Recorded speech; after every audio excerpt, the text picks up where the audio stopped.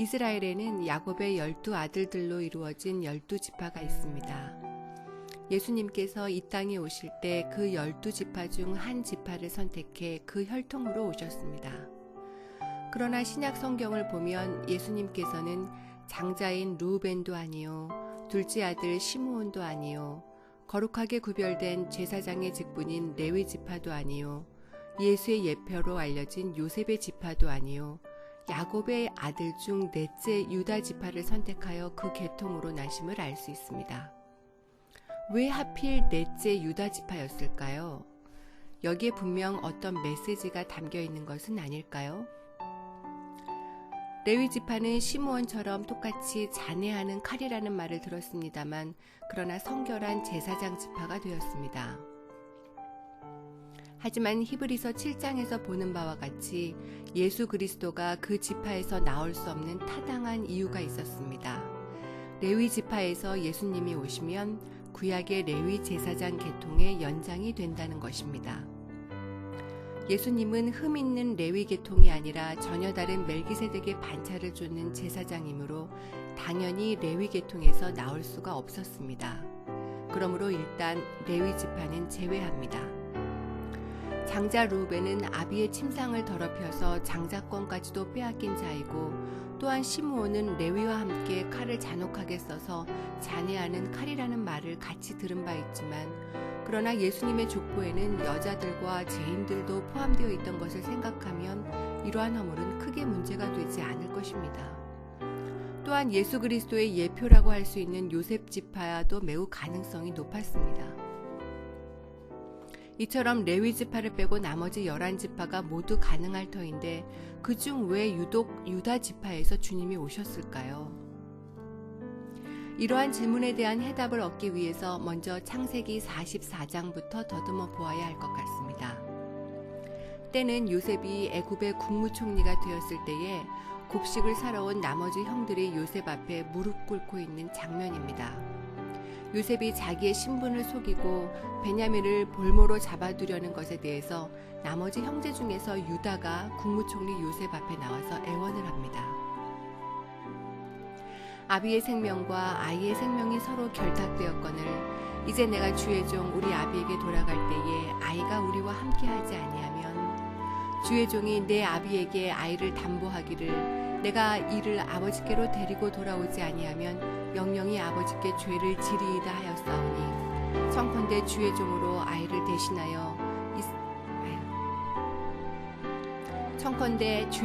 아이를 대신하여 있어서 주의 종이 되게 하시고 아이는 형제와 함께 도로 올려 보내소서.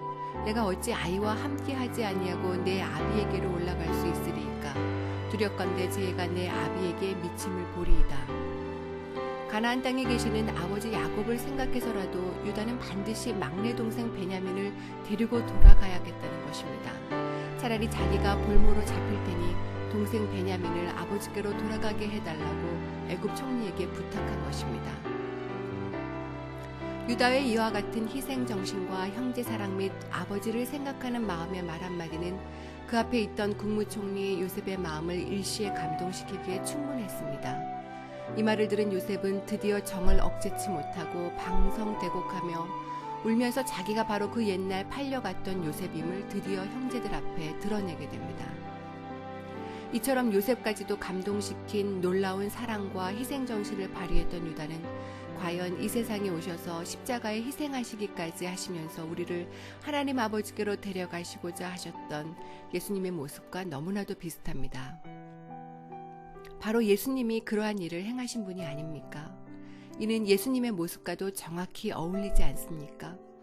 예수님도 이 땅에 오셔서 자기가 대신 죄를 지시고 우리를 구원시켜서 우리로 하여금 하늘의 아버지에게로 돌아가게 하시는 일을 하셨지 않습니까? 유다가 자기 형제 베냐민을 헌신적으로 사랑하는 이 모습이 주님의 모습과 그 성격에 있어서 정확히 일치됩니다. 놀랍게도 유다의 베냐민에 대한 이 아름다운 희생적 사랑은 성경 속에서 계속됩니다. 이때 이후로 유다 지파와 베냐민 지파는 아주 특별한 사이가 됩니다. 사사시대에 베냐민 지파가 큰 죄를 저질렀습니다. 베냐민 지파 사람들이 못된 짓을 저지르고 이를 회개하라는 다른 형제들의 권면을 받아들이지 않고 오히려 전열을 정비해서 싸우고자 했습니다. 그래서 다른 지파 연합군과 베냐민 지파가 싸우는 동족 상잔의 비극이 벌어졌는데, 다른 모든 지파 연합군 이스라엘 사람들은 하나님께 기도를 했습니다. 우리 중에서 누가 먼저 올라갈까요? 그러자 하나님께서 대답하십니다. 유다가 먼저일지니라. 베냐민 지파에게 싸우러 가는데 하필 유다 지파에게 먼저 올라가라고 합니다. 그런데 그 전쟁은 참으로 이상했습니다. 그들은 베냐민 지파의 전쟁에 앞서서 분명히 하나님께 기도를 했고, 하나님께서는 유다 지파가 먼저 올라가라고 하시면서 허락하셨습니다. 그런데 이렇게 하나님께서 허락하셨음에도 불구하고 유다가 선봉이 된 이스라엘 다른 지파 연합군이 베냐민 지파에게 2번이나 패해버리고 말았습니다. 3번째 올라가서야 비로소 베냐민 지파에 대해 승리를 거두게 되는데, 이는 유다가 선봉이 되어서 베냐민 지파와 싸움을 하나 하나님께서 허락하시는 싸움이면서도 유다 지파가 2번이나 지게 했던, 이상하게도 마음 내키지 않는 싸움이었던 것입니다.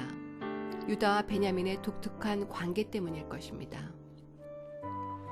결국 베냐민 지파의 남자들은 600명만 살아남게 되어 이 싸움에 참가했던 다른 지파 연합군들은 승리의 기쁨이 아니라 오히려 안타까워하면서 그 베냐민 지파가 아주 없어져 버릴까봐 그 남은 600명에게 아내를 구해주는 희한한 일이 벌어집니다.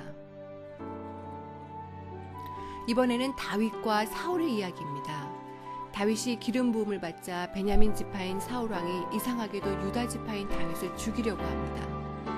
원치 않은 싸움이 사울과 다윗 사이에 또 벌어지게 된 것입니다. 사울은 다윗을 해하려고 하지만 유다 지파인 다윗은 사울을 해하지 않고 끝까지 도망다닐 뿐입니다. 다윗이 사울을 죽일 수 있는 절호의 찬스가 와도 다윗은 그 사울 왕을 절대로 해치지 않습니다. 사울 왕은 다윗을 죽이려고 기를 쓰고 쫓고 있는데, 이상하게도 다윗은 사울을 해하지 않습니다. 또한 그 와중에서 다윗과 사울의 아들 요나단은 서로 극진히 사랑합니다. 참 이상하지 않습니까? 유다 지파와 베냐민 지파의 서로 상반되면서도 서로 뜨겁게 사랑하는 묘한 관계를 여기서도 보여주고 있습니다. 이와 같은 특별한 관계는 솔로몬 왕 이후 이스라엘이 둘로 쪼개질 때에도 나타납니다.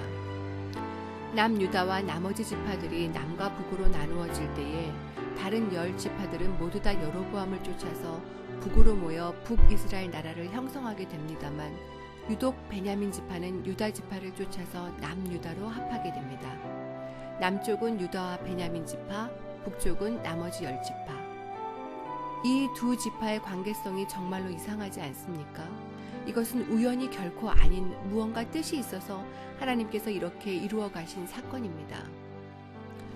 신약시대로 넘어와서도 이 두 지파의 관계는 예수 그리스도와 바울의 관계로 이어집니다. 예수님은 유다 지파이고 놀랍게도 바울은 베냐민 지파입니다. 바울은 청년 사울이었을 때에 예수 그리스도를 믿는 자들을 핍박했던 살기등등한 대적자였습니다. 그러나 주님이 사울을 끌어안으십니다. 사울이 행하여 다메섹에 가까이 가더니 호련히 하늘로서 빛이 저를 둘러 비추는지라. 땅에 엎드러져 들음에 소리 있어 가라사대, 사울아 사울아 내가 어찌하여 나를 핍박하느냐 하시거늘 대답하되, 주여 뉴시오니이까. 가라사대, 나는 내가 핍박하는 예수라.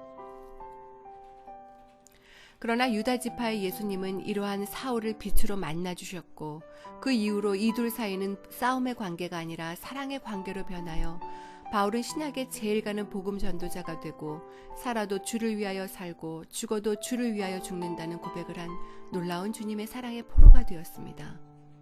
이상의 본문을 통해 무언가 깊은 숨어있는 메시지가 있는 것을 알게 됩니다. 베냐민 지파는 죄인인 우리 모두를 상징합니다. 야곱의 베냐민 지파에 대한 예언에서도 보는 바와 같이 물어뜯는 이리와 같은 성품을 지닌 우리들, 그러나 유다 지파의 희생정신과 사랑으로 우리를 변화시켜 우리로 하여금 주님을 사랑하게 만드시는 그 원리가 성경 속의 유다 지파와 베냐민 지파와의 관계에서 나타나고 있습니다. 총리가 된 요셉까지도 감동시킨 야곱의 아들 유다의 놀라운 자기 희생과 형제 베냐민 사랑의 모습이 바로 예수 그리스도의 모습이었습니다. 이러한 예수님의 사랑의 본질을 창세기 때부터 성경은 우리에게 보이고 있는 것입니다. 이것이 유다 지파가 주님의 지파로 채택된 이유였습니다. 요한복음 5장 39절에서 너희가 성경에서 영생을 얻는 줄 생각하고 성경을 상고하거니와 이 성경이 곧 내게 대하여 증거하는 것이로다 라고 하셨고, 또 요한복음 5장 46절에서 모세를 믿었다면 또 나를 믿었으리니 이는 그가 내게 대하여 기록하였음이라고 하셨는데, 과연 그 말씀이 실감납니다.